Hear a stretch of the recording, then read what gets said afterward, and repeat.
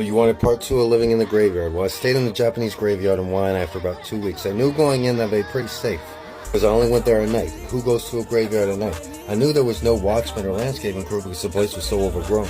It wasn't easy to get to either, on the side of a mountain about a quarter-mile trek from any road.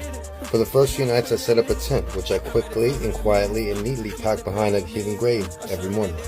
Then I decided I felt safer out in the open. Even though the tent kept out some of the bugs, I felt safer sleeping with the open graves. I was not scared of any ghosts or goblins because I do not believe in those kind of things. My skepticism put me at a huge advantage in this situation.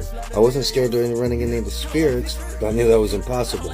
But I figured Waianae had such a large homeless population that one of those smucks might come up with the same idea I did, trek up the mountain and run into him in the middle of the night. And you don't want to run into anyone in the middle of the night at a graveyard, but you definitely don't want to run into some scummy homeless person.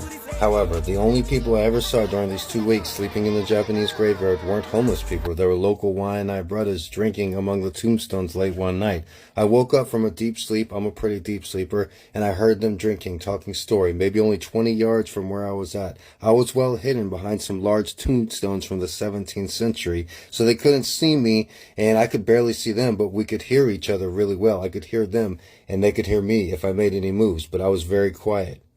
You could hear every footstep, every crackle of the ground. I was laying on my belly, peeking behind these large tombstones. I knew that even if I moved slightly, the drinking Hawaiians would hear me, so I laid there, breathing quietly for 20 minutes. I was forced to listen to their conversation, and even though my pidgin wasn't what it is today, I could make out that they didn't like Caucasians, and especially the homeless ones. Sometimes a misstep in life can actually be a great fortune, and while I was having this hiding time in the quiet behind the soots, my foot slipped and cracked on a loud branch that the drinking Hawaiians immediately heard. But instead of going to immediately investigate, they were startled and a couple of them started talking about leaving. I wondered what would happen if I tossed a pebble in the opposite direction to get them, to change positions. So I tossed a little pebble when they weren't looking. Instead of getting them to move, it just sent them running for the hills. And once again, I had the graveyard all to myself. I finally ended up getting out of the ancient Japanese graveyard by putting an ad on Craigslist explaining my situation.